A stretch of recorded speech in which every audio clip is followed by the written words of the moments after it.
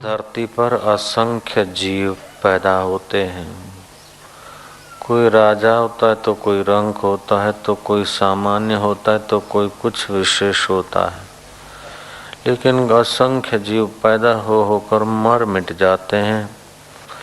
उनके नाम को, उनकी स्मृति को याद स्मरण करके लोग नतमस्तक नहीं हो पाते, नहीं होते। लेकिन जो कुछ गिने गिनाए लोग हैं, जैसे भीष्म हैं, हरिश्चंद्र है, भरत हैं, शंकराचार्य हैं, वल्लभाचार्य हैं, मीराबाई है, एकनाथ जी है, शिवाजी महाराज है,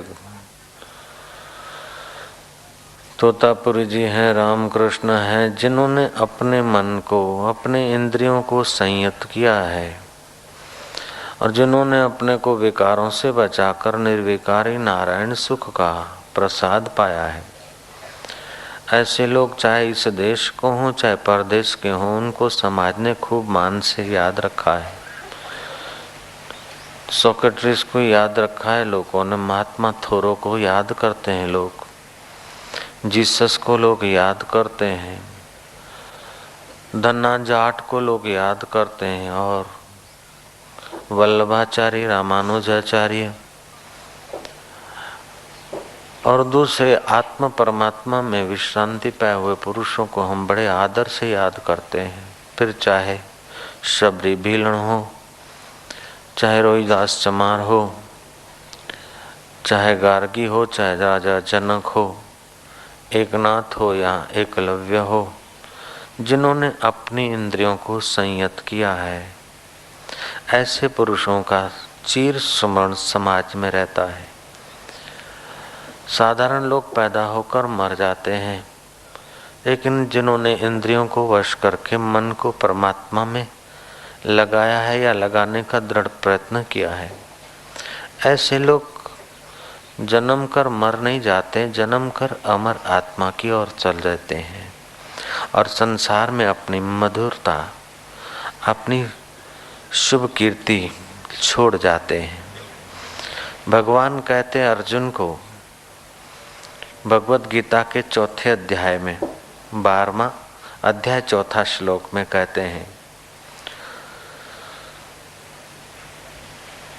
इंद्रिय समुदाय को सम्यक प्रकार से नियमित करके सर्वत्र संभाव वाले भूत मात्र के हित में रत वे भक्त मुझी को प्राप्त हो जाते हैं। भगवत गीता 12वां अध्याय का चौथा श्लोक है। संयमेन्द्रिय ग्रामम, संयमेन्द्रिय ग्रामम, संयमेन्द्रिय ग्रामम, संयमेन्द्रिय ग्रामम, सर्वत्र संबुद्धया, सर्वत्र संबुद्धया, सर्वत्र संबुद्धया, सर्वत्र संबुद्धया, ते प्राप्नुवन्ति मामेव, ते प्राप्नुवन्ति मामेव, ते प्राप्नुवन्ति मामेव, ते प्राप्नुवन्ति मामेव, सर्वभूतहिते रताः, सर्वभूतहिते रताः, सर्वभूतहिते रताः, सर्वभूतहिते। इंद्रिय समुदाय को सम्यक प्रकार से नियमित करके सर्वत्र संभाव वाले भूत मात्र के हित में रत वे भक्त मुझी को प्राप्त होते हैं। मनुष्य को विकारी आकर्षण ने तुच्छ बना दिया है। जिनके जीवन में संयम है, नियम है, ऐसे इंद्रियों को संयत करने वाले लोग, सब भूतों के हित में रमने वाले लोग, संभाव से मति को सम रखने वाले, मति के उस उच्च अनुभव से वे मति दाता में प्रतिष्ठित होने की योग्यता पा लेते हैं और वो योग्यता पाने वाले फिर भगवान को प्राप्त कर लें, इसमें कोई आश्चर्य नहीं। वो आदमी जरूरी नहीं कि बहुत पढ़ा लिखा चाहिए अथवा अनपढ़ चाहिए, बहुत धनवान होना चाहिए या निर्धन होना चाहिए, बच्चा होना चाहिए या जवान होना चाहिए या बूढ़ा होना चाहिए, ऐसा कोई नियम नहीं है। जैसे परदेश जाना हो तो यहाँ आपका कुछ अकाउंट होना चाहिए, टिकट के पैसे होने चाहिए, फलाना होना चाहिए, ये होना चाहिए, वो होना चाहिए, फिर आदमी परदेश जाता है। 6-12 महीने में वहाँ से धकेल दिया जाता है, अथवा तो लागबग करके इस देश को छोड़ के वहाँ का नागरिक बनता है। लेकिन जिसने इंद्रिय ग्राम को जीता है उसको न कोई देश छोड़ना है, न कहीं की गुलामी करना है। वो तो सर्वत्र समबुद्धय हो जाता है, सर्वत्र उसकी समबुद्धि हो जाती है। उसके लिए पराया और अपना भेद क्षीण होने लगता है। उसके लिए इहलोक और परलोक की सत्यता मिटने लगती है। उसके लिए यह राग और द्वेष मन की कल्पना और विकारों का आवेश मात्र लगता है। वो भूत मात्र के हित में लगा पुरुष मुझी को प्राप्त कर लेता है। भगवत प्राप्ति में अगर बड़े में बड़ी रुकावट है तो वही है कि इंद्रियों के सुख का आकर्षण। जो संयमी पुरुष है वो इंद्रियों के सुख के आकर्षण से अपने को संयत करता है। जीवन में अगर संयम नहीं होगा तो जीवन न जाने कौन सी गर्ताओं में जा गिरेगा। वृक्ष अगर कहे कि मुझे संयम की क्या जरूरत है, धरती से क्यों बंधा रहा हूं, तो कूदता फिर तेरे फल और फूल नष्ट हो जाएंगे, तेरे पत्ते बिखर जाएंगे, डालियां सूख जाएगी, तेरी कोई कीमत नहीं रहेगी भैया। वृक्ष अगर धरती के साथ संयत नहीं है, जुड़ा हुआ नहीं है, एकाग्रत नहीं है, तो वृक्ष की कोई कीमत नहीं। मूल अगर हिलता डुलता भागता फिरे तो वृक्ष की कोई कीमत नहीं। ऐसे ही हमारा परब्रह्म परमात्मा रूपी धरती और मन रूपी मूल और इंद्रिय रूपी टहनियाँ, अगर इंद्रिय रूपी टहनियाँ थोड़ी बहुत हिलती और मन फिर भी मूल कारण से जुड़ा रहता है तो मन के प्रभाव से हमारे जीवन में सुरभि आएगी, आत्म शांति के फल लगेंगे और आत्मानंद की सुगंध फैलेगी। अगर मन रूपी मूल पर ब्रह्म परमात्मा से हटकर उछल कूद करने लगे तो खुश्कता शुष्कता सा रहेगा और सूखा मन फिर संसार के विकारी सुखों में अपने को भटका भटका कर नष्ट करता जाएगा। जिसने इंद्रिय रूपी ग्राम को जीता है, थोड़ा संयम किया है, वो मुझे प्राप्त करता है। उसका स्वभाव सर्वभूतों के हित में रहता है और बुद्धि समत्व योग में प्रतिष्ठित हो जाती है। अगर वीणा की तार कहे कि हम वीणा से क्यों जुड़े रहे हैं, हमें संयम की क्या जरूरत है, तो फिर ये तार धरती पे पड़े रहेंगे, उनसे कोई मधुर गीत न गूंजेंगे, परमात्मा की प्रार्थना न निकलेगी और लोगों को झुमाने वाले स्वर न निकलेंगे।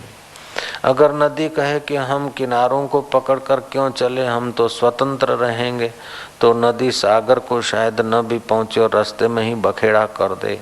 दोनों किनारों को के संयम में अगर नदी बहती है तो गांवों को लहला बहला देती है, अंत में सागर को मिलती है। ऐसे ही मनुष्य जीवन में भी संयम के किनारे हों तो वो मनुष्य जीवन की यात्रा, जीवन की सरिता, जीवन दाता रूपी सागर तक जा पहुंचती है। बाष्प अगर बेसंयमी हो तो उसकी कोई कीमत नहीं और बॉयलर में संयत रहती है तो हजारों टन भार को ले भागती। ऐसे ही अपनी वृत्ति अगर संयत होगी तो हजारों विघ्न बाधाओं के बीच भी हम अपनी मंजिल तय करते और दूसरों को कराने में सहभागी होते हैं। तो भगवान कहते हैं संयमे इंद्रिय ग्रामम सर्वत्र संबुद्धया। इंद्रिय ग्राम को संयत करना, संयत करने का एक आध प्रयोग, 2 प्रयोग, 4 प्रयोग जान लो और रोज थोड़ा थोड़ा अभ्यास करो। जिसमें तुम्हारी श्रद्धा हो, साकार में या निराकार में, निर्गुण निराकार। अगर बुद्धि की प्रधानता है तो निर्गुण निराकार को मानो, अगर हृदय की भावना की प्रधानता है तो सगुण साकार को मानो। सगुण साकार में भगवान, गुरु, गोविंद, इष्ट जिसमें भी प्रीति है उसकी प्रतिमा को, मूर्ति को सामने रखो। पूजा के रूम में गुरुदेव की या भगवान की मूर्ति ऐसी रखो जैसे तुम्हारी आंखों के सामने ही वो मूर्ति सिद्ध में आप रखो। न ऊपर देखना पड़े न नीचे देखना पड़े, खुली आंख अर्ध उन्मूलित नेत्रों से उस भगवान या गुरुदेव को निहारो। 5 मिनट केवल प्रयोग करके देखो, थोड़े दिन के लिए बहुत लाभ होगा। 5 मिनट बैठो और देखो, आंख की कीकी न चले, आंखें इधर उधर न हिले, चाहे कुछ भी हो जाए, नियत समय पर नियत जगह पर नियमित थोड़े दिन बैठो। इंद्रियों में संयम आने लगेगा थोड़ा बहुत, और मन उस मूल में थोड़ा टिकने लगेगा। कुछ दिनों के बाद हृदय में उस परमेश्वरीय आनंद का एहसास होगा, श्रद्धा विश्वास बढ़ जाएगा और बुद्धि में समता आने लगेगी। थोड़ी थोड़ी बात में जो विषम हो जाता है, आदमी खिन्न हो जाता है, वो दुनिया में बड़े काम नहीं कर सकता है। छोटे और बड़े आदमी की पहचान यही है। छोटा आदमी वह है जो छोटी छोटी बातों से जल्दी जल्दी इम्प्रेस हो जाता है, थोड़े से लाभ से बहुत हर्षित हो जाए, थोड़े से हानि से वो बहुत दुखी हो जाए। जैसे बच्चा है तो चवन्नी गिर गई या चॉकलेट किसी ने छीन लिया तो खूब रोएगा, और 4 आने या 8 आने रुपया या 50 पैसे मिले तो बड़ा खुश हो जाएगा। रेती के घरौंदे किसी ने हाथ से तोड़ दिया तो बड़ा नाराज होगा, और किसी ने 4 पैसे का खिलौना दिया तो बड़ा राजी होगा, क्योंकि उसकी बालिशाई मती है, अल्पमति है। वही बच्चा जब बड़ा होता है तो 4 आने या रुपए या 50 पैसे या 2 रुपए की चीज मिलती है तो भी प्रभावित नहीं होता, और 50 पैसे या 100 पैसे की चीज चली भी जाती है तो इतना शोकातुर नहीं होता। ऐसे संसार की कहाने वाली बड़ी बड़ी उपलब्धियां अथवा बड़ा बड़ा नुकसान, बड़ा बड़ा मान और बड़ा बड़ा अपमान जिसके चित्त को प्रभावित नहीं करता है, वो संयत समबुद्धि पुरुष सब भूतों के हित में रत रहता है। ऐसे पुरुष के लिए भगवान दूर नहीं और वो भगवान से दूर नहीं। ऐसे पुरुष के तो मुक्ति, 5 प्रकार की मुक्ति तो उसके मुट्ठी में आ जाती है, और उसकी परवाह न करते हुए कैवल्य मुक्ति का अनुभव करने लगता है। सायुज्य मुक्ति, सामीप्य मुक्ति, सारूप्य मुक्ति, सालोक्य मुक्ति, स्वर्गीय मुक्ति, ये मुक्ति तो ऐसे पुरुष के लिए कुछ महत्व ही नहीं रखती। वो आत्मवेता जीते जी परम मोक्ष का अनुभव कर लेता है। मुआ पछीनो वायदो नकामो को जाने छे काल, आज अत्यारे अब घड़ी साधु जोई लो नगदी रोकड़ माल। वो नगद धर्म का, नगद आत्म अनुभव का भंडार बन जाता है। ऐसा पुरुष चाहे बयाबान में रहता हो, चाहे भीड़ में रहता हो, चाहे महलों में रहता हो, चाहे झोंपड़े में रहता हो, लेकिन वो है तो साक्षात नारायण का अंग। महलों में ऐसे पुरुष जल्दी से बनते नहीं। किसी को ऐसी ऊंची अनुभूति करनी है तो थोड़ा एकांतवास चाहिए, थोड़ा संयम बढ़ाने में सहयोग दे ऐसा पवित्र वातावरण चाहिए। भोगियों के संग में नाहक के विकार पैदा होते हैं, और एकांत में और योगियों के संग में, भक्तों के संग में, संतों के रंग में मन और इंद्रियां सहज स्वभाव, संयम, सादगी, शांति और परमात्मा के रास्ते चलने में सहायक हो जाती है। तो कुछ समय बीते तो एकांतवास 2-4 महीने में, 1-आध हफ्ता मौन मंदिर अपने घर में ही बना लो, एक मौन कमरा रखो बस, और किसी से इंद्रियों को बहकाने वाले विषयों से या व्यक्तियों से न मिलेंगे। केवल हम तो परमात्मा चिंतन करेंगे। 2-3 महीने में 1-आध सप्ताह अपने उद्धार के लिए, अपने कल्याण के लिए निकालें तो बहुत लाभ होता है। इंद्रिय संयम का सुख जगत के सुखों से अनंत गुना ऊंचा है। भगवान शंकर ने कहा गुरु गीता में, न सुखम चक्रवर्ती नाह न सुखम देवेंद्रस्य। चक्रवर्ती राजा को वो सुख नहीं उसके भाग्य में, देवेंद्र को विषय सुखों से वो सुख नहीं मिलता जो सुख एकांतवासी मुनि को मिलता है, निर्वासनिक मुनि को मिलता है। वो सुख न राजा इंद्र को है, न चक्रवर्ती सम्राट को है। न सुखम चक्रवर्तीना न सुखम देवेंद्रस्य यत सुखम वितरागस्य मुनिर एकांतवासिनः। तो कभी कभी अपने को शुद्ध पवित्र देश में एकांतवास में लेकर इंद्रिय के आकर्षणों से बचाते हुए थोड़े अंतर्मुख होने का अभ्यास करें तो फिर तुम्हारे लिए समबुद्धि और सर्वत्र परमात्मा की अनुभूति के द्वार सहज में खुल सकते हैं।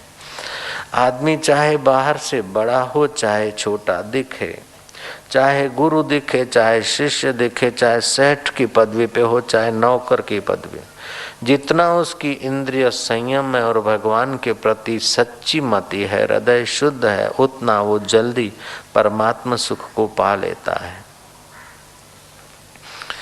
विजयकापट्टनम दक्षिण भारत की एक घटित घटना है, विक्रम संवत 1900 की।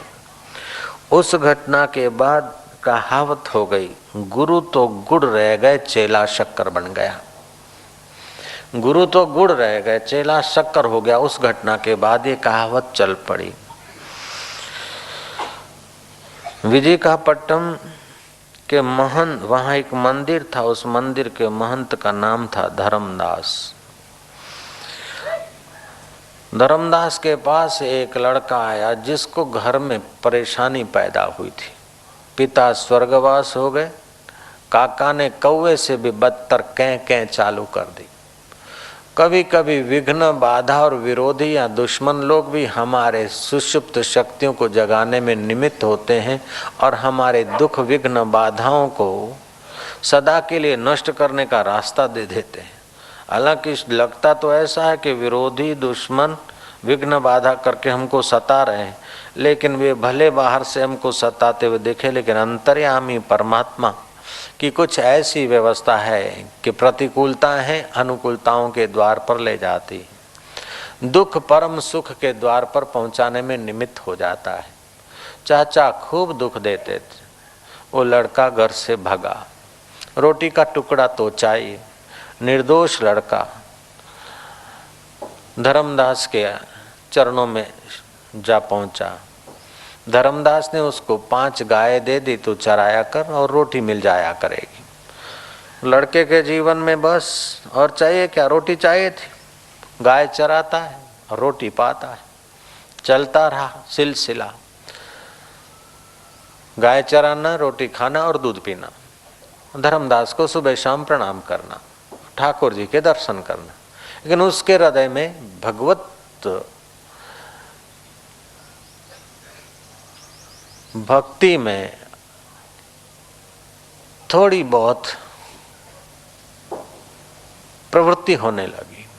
भक्तों के संग से थोड़ा बहुत सत्संग आदि, कहीं कथा कहानी मिली होगी बचपन में कि वो कृष्ण कन्हैया है, मक्खन चोर है, वो मेरी जाति का है, वो भी गाय चराता था, मैं भी गाय चराता हूँ, भगवान में मेरापन हो गया। वो भी आहिर, मैं भी आहिर, तू भी आहिर, मैं भी आहिर। कन्हैया लोग चाहे तुझे भगवान माने, लेकिन तू है तो यार मेरी जाति का। भगवान को अपनी जाति का मानना, ये भी हिम्मत चाहिए। देह को मैं मानोगे तो भगवान को अपनी जाति का मानना अपराध हो जाएगा, लेकिन अपने को आत्मा मानोगे तो भगवान तुम्हारी जाति के सिवा और किसी जाति के नहीं हो सकते। भगवान तुम्हारी जाति के सिवा और किसी जाति के नहीं हो सकते कि बाबा जी हमारी जाति तो ब्राह्मण की है। नहीं, ये तुम्हारे शरीर की जाति है, हमारी जाति तो बनिया है, फलाना है। तुम्हारी जाति है नहीं, ये तो शरीर की जाति है। तुम्हारी जाति आत्मा है, आत्मा अमर है और परमात्मा भी अमर है। आत्मा और परमात्मा एक ही जाति के हैं। तुम सच पूछो तो भगवान की जात के हो। ईश्वરની नातना छो, ईश्वर सत्य छे, તમે પણ સત છો। ઈશ્વર જ્ઞાન સ્વરૂપ છે, તમે પણ જ્ઞાન સ્વરૂપ છો। ઈશ્વર આનંદ સ્વરૂપ છે, તમે પણ આનંદ સ્વરૂપ છો। તમારી મતિ અને મન જેમ તમારા અભિમુખ થાય છે તો એમને અંદરથી જ્ઞાન મળે છે, આનંદ મળે છે, અને જેમ ઇન્દ્રિય ગ્રામમાં ભટકે છે એમ એમને ખિન્નતા મળે છે। ज्यों ज्यों तुम्हारा मन और इंद्रियां तुम्हारे अभिमुख होते हैं त्यों त्यों उनको ज्ञान, आनंद मिलता है, और ज्यों ज्यों इंद्रियां विकारों के तरफ जाती है त्यों त्यों थकती है, खिन्न होती है। फिर रात्रि को अनजाने में इंद्रियां मन में लीन होती और मन बुद्धि में, और बुद्धि तुम आत्मा के तरफ आती तो फिर फ्रेश हो जाते हैं। ऐसा रोज का सिलसिला है। मेरे गुरुदेव तो कहा करते थे कि किसी को भगवान नहीं मिले हैं ऐसी बात नहीं, ऐसा कोई नहीं कि जिसको भगवान नहीं मिलते हो, रोज भगवान मिलते हैं। आप लोग रोज भगवान का दर्शन करते हैं। खुले आम बाबा जी सबको, हजारों लोगों को कहते थे कि आप रोज भगवान का दर्शन करते थे। हर आदमी हर रोज भगवान का दर्शन करता है। अगर भगवान का दर्शन न करे तो वो जी ही नहीं सकता। लेकिन उस दर्शन के बीच अविद्या का पर्दा है, इसलिए पता नहीं चलता कि यही है। इंद्रियां मन में लीन होती है, मन बुद्धि में, और बुद्धि आत्म परमात्मा के करीब शांत। और बुद्धि और परमात्मा के बीच जो अविद्या का पर्दा है, जैसे बच्चा माँ के गोद में जा गिरता है तो माँ का शरीर और बच्चे के शरीर बीच में माँ और बच्चे के वस्त्रों का पर्दा है, ऐसे ही संस्कारों का पर्दा है। इसीलिए परमात्मा होते हुए हर रोज उसकी सत्ता स्फूर्ति लेते हुए भी आज तक हम उसके दर्शन से लाभान्वित नहीं हुए। कबीर ने ठीक कहा, सुन सुन बत्तियां आए मोए हांसी, पानी बीच मीन प्यासी। वो सत्य चित्त आनंद स्वरूप ईश्वर होते हुए भी हम असत संसार में, असत इंद्रियों के पोषण में, असत वाहवाही में बह जाते हैं। बड़े बड़े साहब पैदा हुए, बड़े बड़े खान पैदा हुए, बड़े बड़े उपदेशक पैदा हुए, बड़े बड़े सुधारक पैदा हुए और नष्ट हो गए, कोई जानता तक नहीं। लेकिन उन महापुरुषों को हम भूलते नहीं जिन्होंने इंद्रिय ग्राम को वश करके उस पर्दे को हटाकर परमात्मा का साक्षात्कार कर लिया। उन पुरुषों को हम याद करते हैं। हमारी इंद्रियां धोखा दे देती है। छोटे से पद में से प्रमोशन हो जाती, जरा सा ऊंचा पद मिलता तो हम समझते कि चलो अब यही ठीक है। साधना तो करते हैं, आशीर्वाद मिली, बाबा जी ने कह दिया अच्छा हो जाओगे, हो गए, बस अब क्या है। सितारों से जहां कुछ और भी है, इश्क के इम्तिहान कुछ और भी है। इन खिलौनों में कब तक खेलोगे? इन पद से गिराए जाओ या इन पद को छोड़कर मरो, उसके पहले आत्म पद पाने के लिए तत्पर हो जाओ। ये गुरु का संदेश है। पड़ा रहेगा माल खजाना, छोड़ त्रिया सुत जाना है। कर सत्संग सत्य स्वरूप आत्मा का संग, कर सत्संग अभी से प्यारे, नहीं तो फिर पछताना है। सुविधाएं एयर कंडीशन की मिल गई तो क्या, कारों पे कारें मिल गई तो क्या, सलाम मारने वाले ऑफिसर मिल गए तो क्या, और आरती उतारने वाले भक्त मिल गए तो क्या। अरे दुनिया के सबसे ऊंचे में ऊंचे अधिकारी भी तुम्हारे अंडर हो गए, तुम इतने बड़े अधिकारी हो गए। ततः किम, उससे क्या हो गया। बड़े बड़े राजा तुम्हारे नौकर हो गए, सेवक हो गए, और बड़े बड़े धनाढ्य तुम्हारे सेवक हो गए, फिर भी तुमने आत्मपद नहीं जाना तो तुम कंगाल के कंगाल रहोगे। क्योंकि ये सब चीजें यहीं धरी रह जाएगी। जिन चीजों से इस शरीर को अनुकूलता मिलती है वह शरीर भी यहीं जलाया जाएगा। शरीर राख में जल जाए उसके पहले अपनी अहंकार और वासना को मिटाकर परमात्मा से मिल जाए तो कितना अच्छा होगा। तो भगवान कहते हैं संयम इंद्रिय ग्राम सर्वत्र संबुद्धया, ते प्राप्नुवन्ति मामेव सर्वभूत हिते रताः। इंद्रिय ग्रामों का संयम अनजाने में उस गरीब दास का हुआ। शिष्य था गरीब, नाम रख दिया गरीब दास। ऐ गरीब दास, गाय चराने ले जा, लेकिन देख ध्यान से सुन, आज भोजन के लिए इधर मत आना, मैं कुछ बनाऊंगा नहीं, मारे तो एकादशी है और तू खाए बिना रहेगा नहीं, इसलिए ले ले ये आधा सेर आटा, 20 आलू, आलू सेक लेना कंडों में, समझे। गरीबदास बोलता समझे। निपट निराला था, निर्दोष हृदय का था, इंद्रियों में विकार नहीं थे और ज्यादा चतुराई भी नहीं थी। धर्मदास ने कहा फिर क्या करेगा, समझे, आज एकादशी है, नमक नहीं मिलेगा, आलू कंडों में छाने में सेक कर उनकी छाल उतार देना, और फिर ये आधा सेर आटा देता हूँ, 4 रोटी बनाना, और फिर उस पर ये आलू का सब्जी रख देना। आज राम रस नहीं मिलेगा, समझे। गरीबदास बोलता समझे। बोले फिर क्या करेगा, ठाकुर जी को भोग लगाया, समझे? गरीबदास बोलता समझे।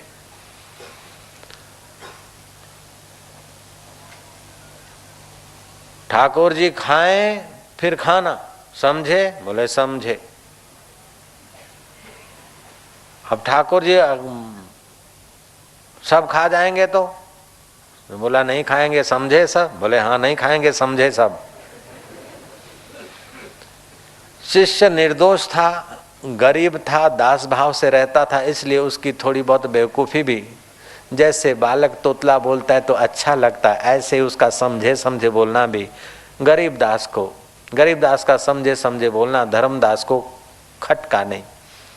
बोले अच्छा जा।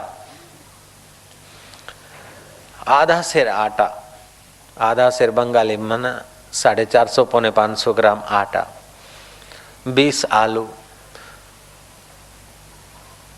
धर्मदास को दया आई कि बेचारा दिन भर वहां रहेगा, ठाकुर जी को भोग भी लगाएगा, तो ठाकुर जी को भोग हो तो थोड़ा मिठाई होना चाहिए।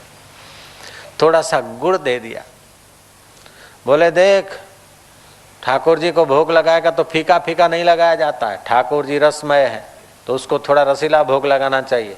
आज नमक रस राम रस नहीं तो गुड़ रस ले जा, समझे? बोले समझे गुरुजी, ये तो बहुत समझे हम। लाओ, अच्छा हो गया, गुड़ का ढेला मिल गया। अब बेचारे ने गाय चराई, भूख की तैयारी हुई, उसने इधर उधर से कंडे, छाणे के गोबर के कंडे लिए, आलू सेके,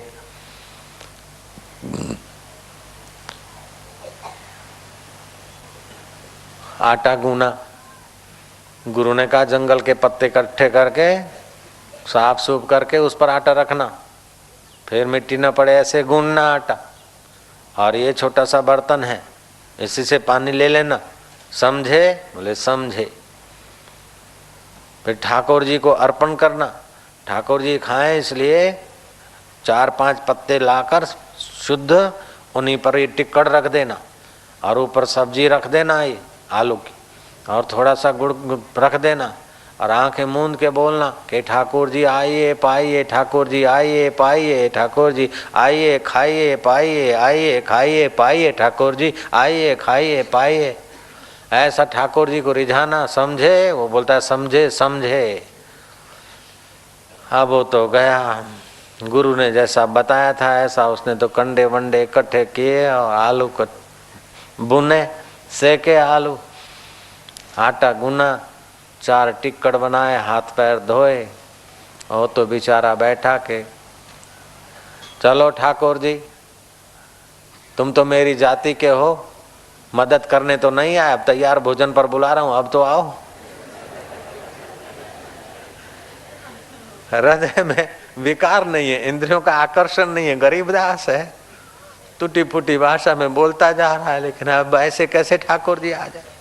आंखें बंद करके बोलता है, बैठता है, फिर निहारता है तो कोई आए नहीं ठाकुर। 11 के 12 बज गए, 12 का 1 हो गया, 2 हो गया, 3 हो गया, 4 हो गया। बोलता है तुम ऐसे अहिर कैसे कि एक अहिर भूखा मर रहा और दूसरा अहिर कहीं गाय ज्यादा हो गई क्या तेरी?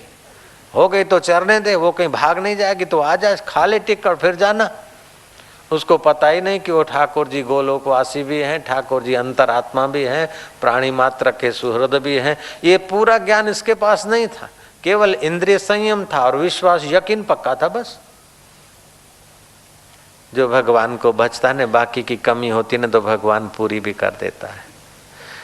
जिसके पास बहुत समझ है, बहुत नॉलेज है, बहुत ज्ञान है, लेकिन अहंकार है कि मैं बड़ा नॉलेज वाला हूँ, मैं बड़ा विद्वान हूँ, मैं बड़ा ऑफिसर हूँ, मैं बड़ा ज्ञानी हूँ, मैं बड़ा जोगी हूँ, तो उसका बड़प्पन रेतीले तट पर जैसे है इमारत का कोई भरोसा नहीं, ऐसे उसके बड़प्पन का कोई भरोसा नहीं।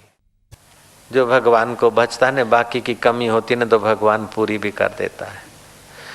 जिसके पास बहुत समझ है, बहुत नॉलेज है, बहुत ज्ञान है, लेकिन अहंकार है कि मैं बड़ा नॉलेज वाला हूँ, मैं बड़ा विद्वान हूँ, मैं बड़ा ऑफिसर हूँ, मैं बड़ा ज्ञानी हूँ, मैं बड़ा जोगी हूँ, तो उसका बड़प्पन रेतीले तट पर जैसे है इमारत का कोई भरोसा नहीं, ऐसे उसके बड़प्पन का कोई भरोसा नहीं।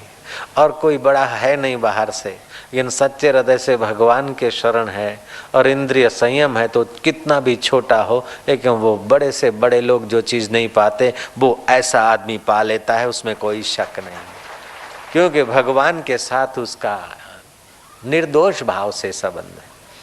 वो शाम के 4 बजे हैं, भूख लग रही है, लेकिन अब गुरु ने कहा है, उसको पता नहीं कि बेईमानी से भोग लगाया जाता है, उसको पता नहीं कि दिखावटी भोग लगाया जाता है। भगवान भाव के भूखे हैं।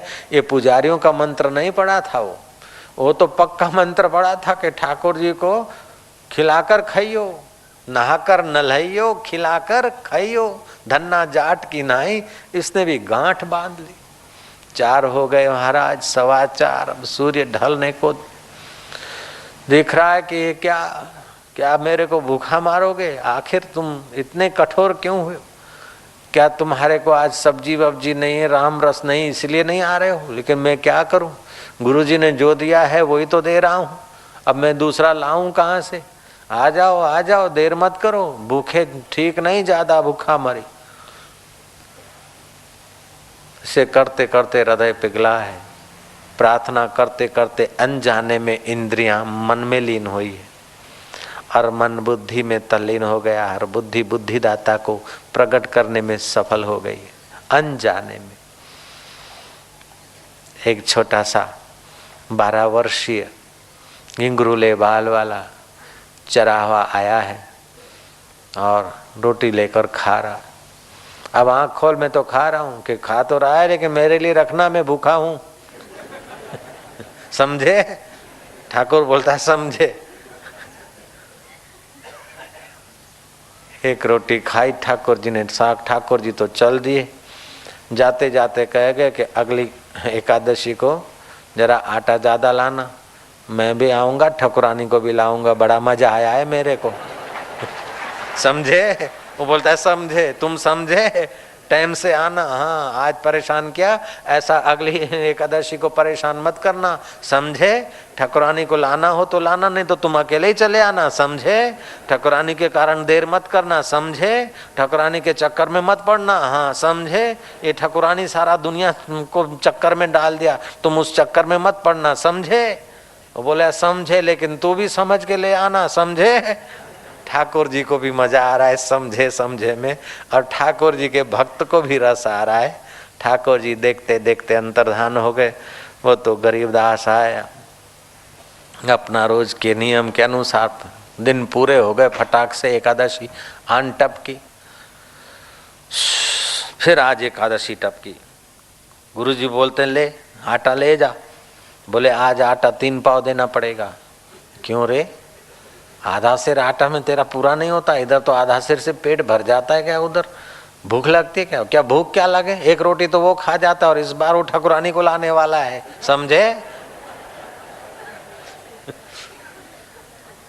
धर्मदास सोचता है कि बेचारा भोला भाला है, भूख ज्यादा लगता होगा तो ठाकुर और ठकुरानी का नाम लेकर ले जाता है, चलो 1 पाव ज्यादा ही दे दो।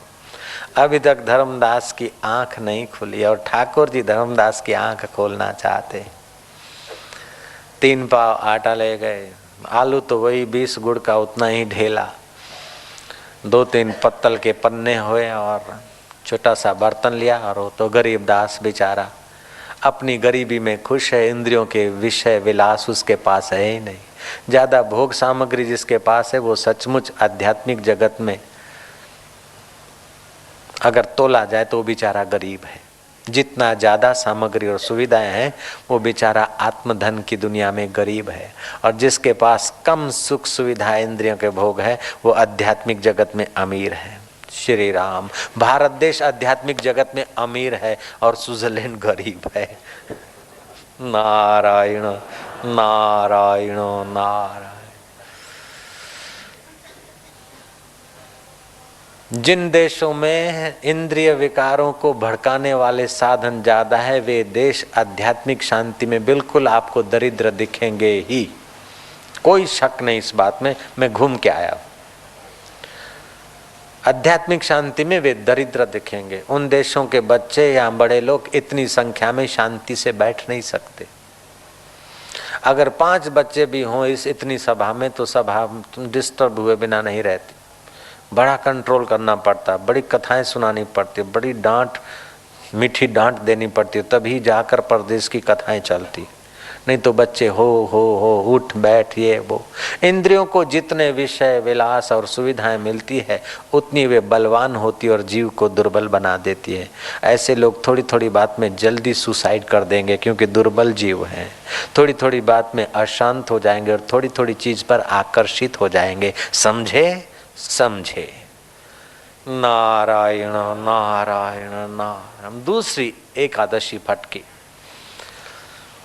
तो गए कि आज तो ठाकुर भी आएंगे, ठाकुरानी भी आएंगे। खैर कोई बात नहीं, पाव भर आटा जो ज्यादा है। हर आज उसने तो बनाए टिक्कड़, 4 बनाता था आपके 6 बनाए और जरा जरा गुड़ डाल दिया, आलू का भुट्टा डाल दिया। आओ मेरे दीन दयाल मेरे ठाकुर, आओ आओ ठाकुरानी को भी लाओ, लेकिन 2 रोटी से ज्यादा मत खाओ। आओ मेरे ठाकुर आओ। ठाकुर आए हैं, ठाकुरानी भी आई है। 2 रोटी उन्होंने एक एक ली है। अरे गरीबदास, बोलो ठाकुर अब फिर एकादशी को आना पड़ेगा आपको। बोले मैं तो आऊंगा, लेकिन अब 1 पाव आटा और ज्यादा लेना। अब की बार तो मैं 2 ठाकुरानियों को औरों को भी लाऊंगा, सुभद्रा और सत्यभामा को भी लाऊंगा, इसलिए इतने आटे से नहीं चलेगा। वो बोलता है मैंने तो आपको निमंत्रण दिया है, आपके परिवार को थोड़े निमंत्रण दिया है। आप सबको रोज लाते फिरोगे तो मेरा पूरा कैसे होगा। बोले नहीं तो शहर भर आटा लाना, हो जाएगा पूरा। अच्छा लेकिन तुम टाइम सर आना, समझे। ठाकुर जी बोलता है समझे, तू भी टाइम सर खाना बनाना, समझे। हम भी टाइम सर आएंगे, समझे। बोलता है समझे। कैसा निर्दोष हृदय के ठाकुर जी को भी दिल लगी किए बिना रहा नहीं जाता, ऐसा कैसा दिल होगा। कबीर जी ने ठीक ही कहा है। कबीर जी कहते हैं भलो भयो गेवार जाहि न व्यापी जग की माया। इससे तो गेवार अच्छा जिसको जगत की माया नहीं घुसी, और जगत की माया नहीं घुसी तो मायापति जल्दी से प्रकट हो जाते। भलो भयो गेवार जाहि न व्यापी जग की माया। गरीबदास तो बेचारा फिर देखता है कि एकादशी आ फटकी, गुरुजी अब तो 1.5 पाव से काम नहीं चलेगा, अब तो आटा ज्यादा दो। बोले क्या है तू आटा ज्यादा क्या करेगा, बेचता है, लोभी हो गया कि छुपा के आता है फेंक देता है। बोले तुमने जो लगा दी उसको आदत। ठाकुर भी आया, ठाकुरानी भी आया, अब बोलता है 2 प्राणियों को औरों को लाऊंगा, प्राणियों को। बोले नहीं ये सब तेरी गड़बड़ नहीं चलेगी, ले जा आटा। गुरु ने 1.5 पाव, पौना सेर, आधा सेर और 1 पाव, पौना सेर आटा दे दिया। तो बेचारा गया, बोले लो हमारा आटा तो बढ़ा नहीं और उनकी जमात बढ़ती रहती है, अब कब तक खिलाते रहेंगे, हम भूखे रहे। चलो फिर भी ठाकुर को तो खिलाना ही चाहिए।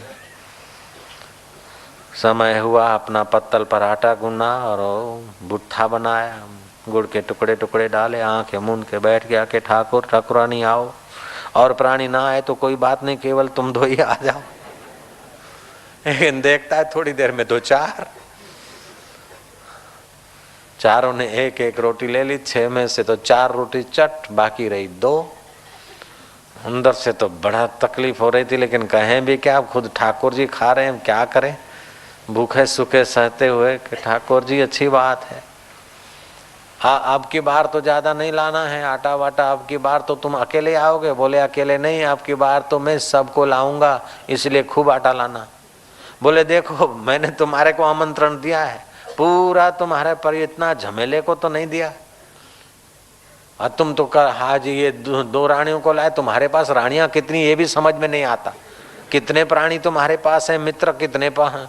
बोले इस बार मैं अपने सुदामा और मनसुखा को लाऊंगा, उन्होंने ऐसी रोटी नहीं खाई है इसलिए। बोले सुदामा और मनसुखा को लाओगे तो मैं भूखा मरूंगा? बोले नहीं, तो तेरे लिए थोड़ा बच जाएगा तो ले आना जरा आटा ज्यादा, टाइम से आना, समझे? बोले मैं क्या टाइम से आऊं, तुम भी टाइम से आना और ज्यादा मत आना, समझे? जैसी कृष्ण। इस भोले भगत के बाद कहावत चल पड़ी, गुरु तो गुड़ रह गया, चेला शक्कर बन गया। धर्मदास को तो पता ही नहीं और गरीबदास भगवान के साथ ऐसी अटखेलियां कर रहा है। धर्मदास समझते कि ये तो पागलों की बात करता है। ठाकुर आया, ठाकुरानी आई, मनसुखा आया, सुदामा आया है, कि मूर्ख है, बेवकूफ कहीं का। अच्छा अब एकादशी आ तब देखा जाएगा। एकादशी आ फटकी, बोले लाओ फिर आटा। बोले आटा तो दूंगा तेरे को, लेकिन चस्का लग गया है, रोज ज्यादा ज्यादा ले जाता है। गौएं चराता है कि तू चरता है आटे को? बोले न मैं चरता हूं न गौएं चरती है, समझे? वो तुम्हारा ठाकुर ठाकुरानियों को ले आता है, समझे? और ठाकुरानियों को भी अच्छी लगे तो ठाकुर के मित्रों को भी ठाकुर लाने वाला है, समझे? इसलिए आटा ज्यादा दो, समझे? गुरु ने कहा आटा तो देता हूं माप का, लेकिन बिगाड़ मत करना, समझे? बोले समझे। बिगाड़ नहीं होता है, समझे? बोले बिगाड़ होता है, तू समझा? बोले हम तो समझे, तुम भी गुरुजी समझे, बिगाड़ नहीं करते, बेचते नहीं, समझे? गुरु ने देखा कि भोला भाला है बेचारा, गरीब दास है, चाचे ने कौए की नहीं के करके इसको मार भगाया है, इसलिए बेचारा अब यहाँ भी थोड़ी के करता है। अभी तक धर्मदास को पता नहीं। कहावत है, धर्मदास को पीने की आदत ना होती, मियाँ अंदर बीबी बाहर ना सोती। फिल्म वाले भी धर्मदास का नाम जानते थे, वो कोई दूसरा धर्मदास रहा होगा, लेकिन ये महंत धर्मदास ईस्वी संवत विक्रम संवत 1900 की बात है। बिजिकापट्टम दक्षिण की बात है। महाराज जब एकादशी आई, गुरुजी ने देखा कि ये तो जिद करके बैठा है कि इतने आटे से नहीं चलेगा, ठाकुर आएंगे, ठाकुरानियां आएगी, उनके मित्र भी आएंगे, इस आटे से क्या होता है, आटा और चाहिए, समझे? नहीं तो हम नहीं जाते, समझे? गुरु ने कहा नहीं जाना तो पड़ेगा, समझे? आटा थोड़ा और भी देता हूँ, समझे? लेकिन आज तेरी पूरी खबर रखूंगा, समझे? बोले खूब खबर रखो, तुम भी समझे? हम झूठ नहीं बोलते, समझे? आटा नहीं बेचते, समझे? गाय को नहीं खिलाते, समझे? फेंकते नहीं, समझे? वो खा जाता है सब, समझे? हमको तो रोटी बनाते बनाते दम निकल जाता है, समझे? ये एकादशी आके आन फटकती है। गुरु हंसता है उसकी निर्दोषता पर। अच्छा ले, शेर भर आटा दिया, कुछ आलू दिए, वही गुड़ का ढेला दिया, 2-4 पत्तले दे दी, पत्ते दे दिए, एक छोटा सा बर्तन दे दिया पानी लाने के लिए। वो तो बेचारा गुरु को श्रद्धा पूर्वक हृदय पूर्वक प्रणाम करते हुए, ठाकुर जी को प्रणाम करते हुए, गरीब दास गायों के पीछे पीछे जंगल में गया। गायें चराते चराते दोपहरी होनी को है, रोटी बनाया। आज तो रोटी बनाने में जरा समय ज्यादा लगा। उधर गरीबदास चुप कर आकर देखते कि आटा का क्या उपयोग करता है, कौन ठाकुरानी आती है, कौन ठाकुर इसको मिलता है, और ठाकुर के दोस्त कौन आके इसकी रोटी खाते। पागल कैसी बातें बनाता है। धर्मदास पेड़ के पीछे ओथ में छुप गए। देखा कि आटा तो सब गूंद रहा है तो वफादार, फिर रोटियां भी सब बनी। तब तक देखते रहे धर्मदास, अब सारी रोटी खाएगा कैसे भूत। सारी रोटियों को रख दिया पत्तलों पर, सेके हुए आलूओं के छिलटे उतार के कूट काट के उसका बर्फा भुना बनाया और थोड़ा थोड़ा रख दिया। गुड़ का ढेला ढेला रख दिया, जरा जरा टुकड़ा टुकड़ा टुकड़ा टुकड़ा रख दिया। जंगल के उस पत्तल के पत्तों पर रोटी सब्जी और गुड़ रख कर वो बेचारा हाथ से थोड़ा प्रक्षालन करके, हे ठाकुर जी अब आओ। धर्मदास देखते हैरान हो गए कि एक आए हैं, बिल्कुल वही ठाकुर जी हैं जो सारे विश्व को आनंद से आकर्षित करते, वही कृष्ण, वही राधा, वही सत्यभामा, वही रुक्मणी, वही सुदामा और उनके साथी तो हैं, लेकिन 8 पटरानी 16 1000 इतर रानियां, और सब के सब आए और टुकड़ा टुकड़ा लेकर सबने उस भोले भक्त के भोजन का आस्वादन लिया और नृत्य करने लगे। अब ये तो देखता ही रह गया। ठाकुर बोलते अब खा ले टुकड़ा। बोले तुम तो सब खा कर नाच रहे और मेरे लिए टुकड़ा से क्या होगा?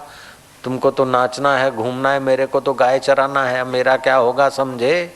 बोले तेरा सब कुछ ठीक होगा समझे। धर्मदास देख रहा है कि ये ठाकुर जी से इतना बेवकूफी से बात करता, फिर भी ठाकुर जी नाराज नहीं होते, बात क्या है? धर्मदास भागे तो अंतर्धान लीला हो गई, वो तो देखता रह गया। गरीबदास धर्मदास भागे और गरीबदास के पैरों गिरे के बेटा गुरु तो गुड़ रह गया, चेला शक्कर हो गया। चेला बोलता खाक शक्कर हो गया, भूखे रहे समझे। वो तो सब खा के नाचता नाचता भाग गया समझे, आटा दूसरा देना पड़ेगा समझे। धर्मदास कहता है कि आटा तो दूसरा क्या दूं तेरे को, मैं तो गाय चराने की सेवा मैं करूंगा और गुरु गादी तू संभाल।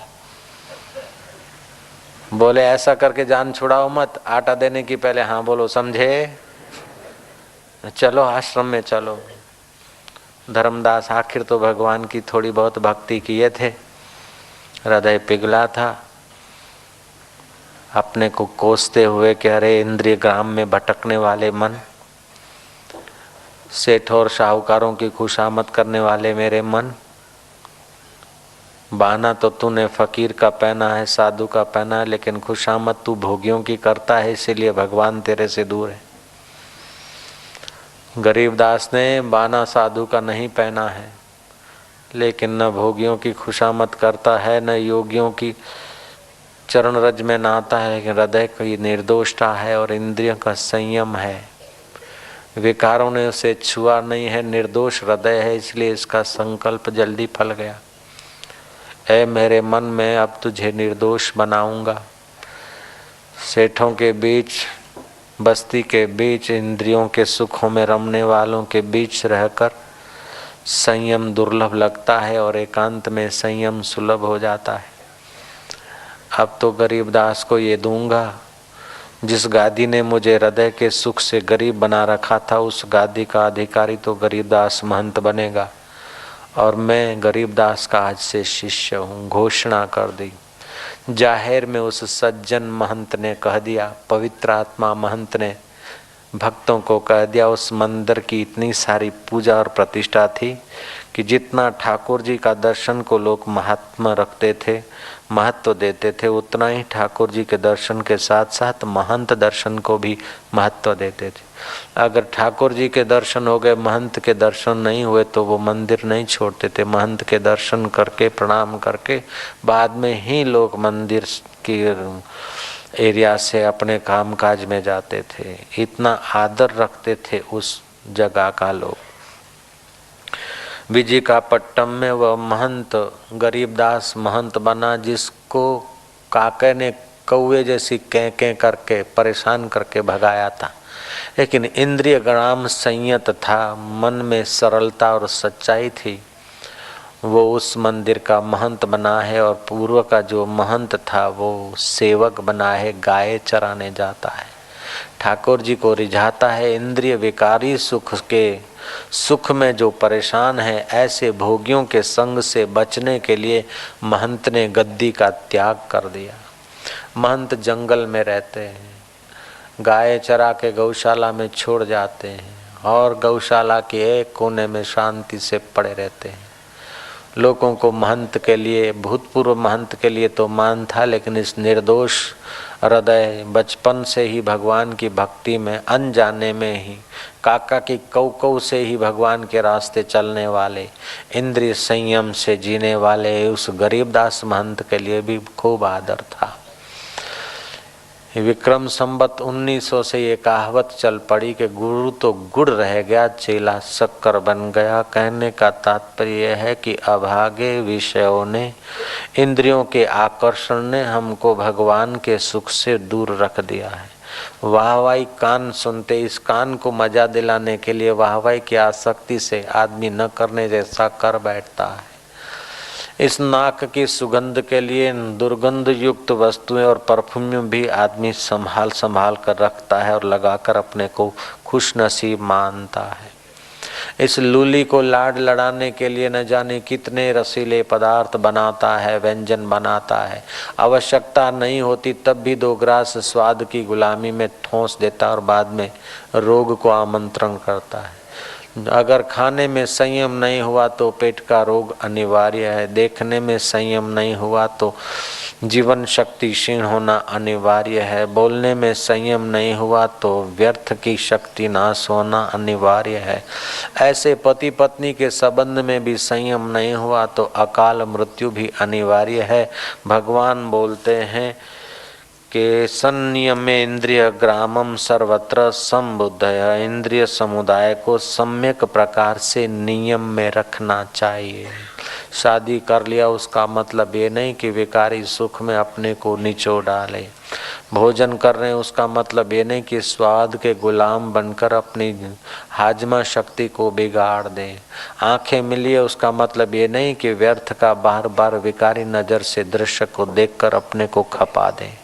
कान इसलिए नहीं मिले हैं, कान तो मिले हैं कि अपने स्वरूप का ज्ञान पाकर भीतर गोता मार के मुक्त हो जाए। कान इसलिए मिले हैं व्यर्थ का सुन सुनकर अंदर में विकार भड़काने के लिए कान नहीं मिले।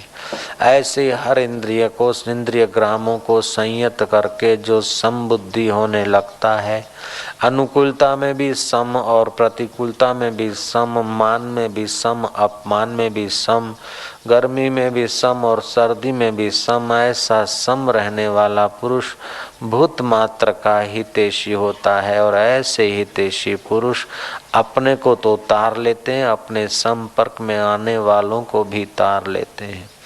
अगर संपर्क में आने वाले सचमुच में मुक्ति मांगते हैं तो उनको मुक्ति का रास्ता दे देते हैं, और भुक्ति मांगते हैं तो भुक्ति का प्रसाद भी ऐसे संयमी पुरुष दे सकते हैं। भगवान वेद व्यास जी महाराज ऐसे संयमी पुरुष थे।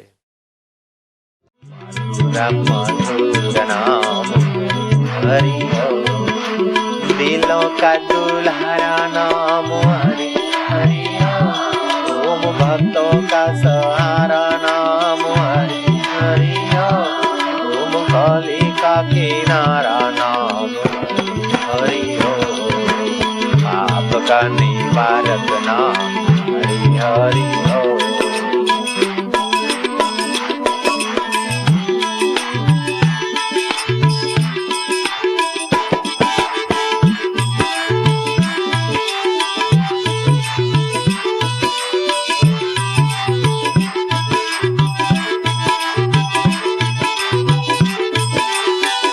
तुम्हारी रग रग पावन हो गई है ना, तुम्हारा रक्त का कण कण पवित्र हो रहा है ना, और तुम उससे प्यार कर रहे हो, तुम स्वयं प्यारे हो रहे हो ना।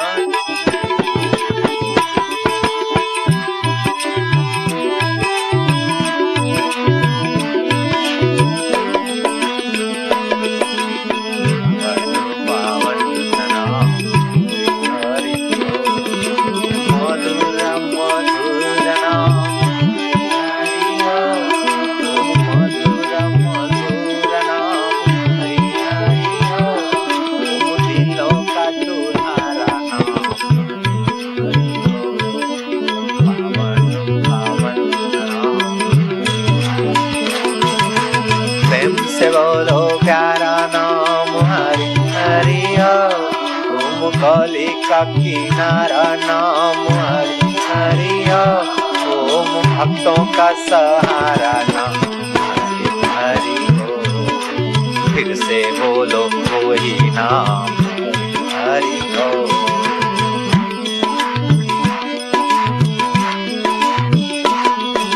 भय नाशन दुर्मति हरण, कली में हरि को नाम, निश दिन साधक जो जपे, सफल हो वही सब काम।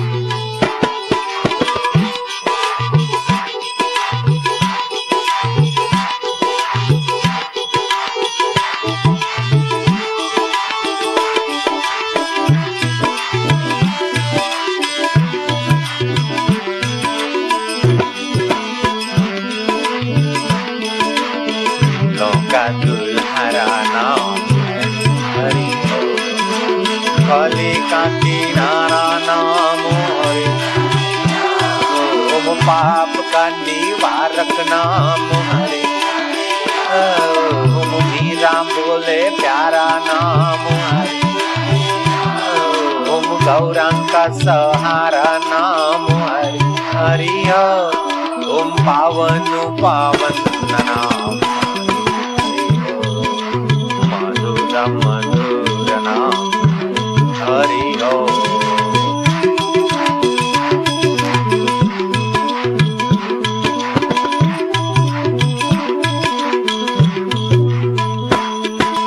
राम बोले प्यारा नाम हरि गौरांग का सहारा नाम हरि नरसी बोले वो ही नाम हरि ओम ब्रह्मा का प्यारा नाम हरि हरि ओम दिलों का दुल्हारा नाम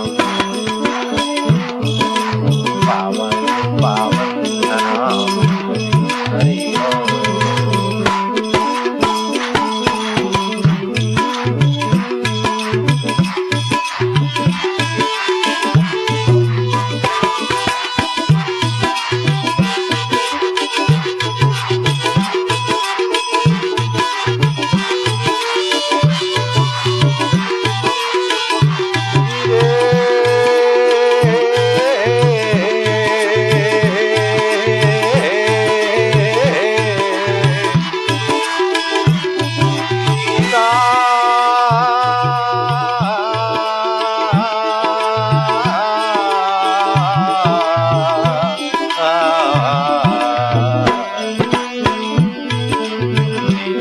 दुल्हारा नाम हरि पावन पावन नाम हरि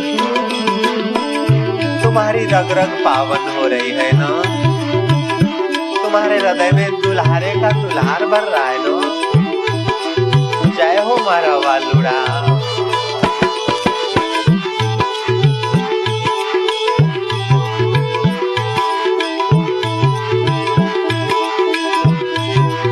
जय हो हरि बोल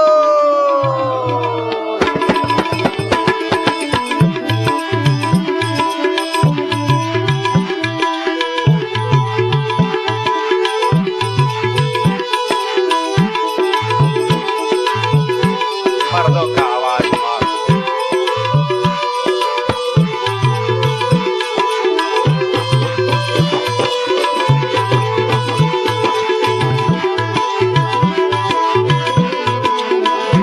गौरांग बंगाल में नाचे कृष्ण वृंदावन में नाचे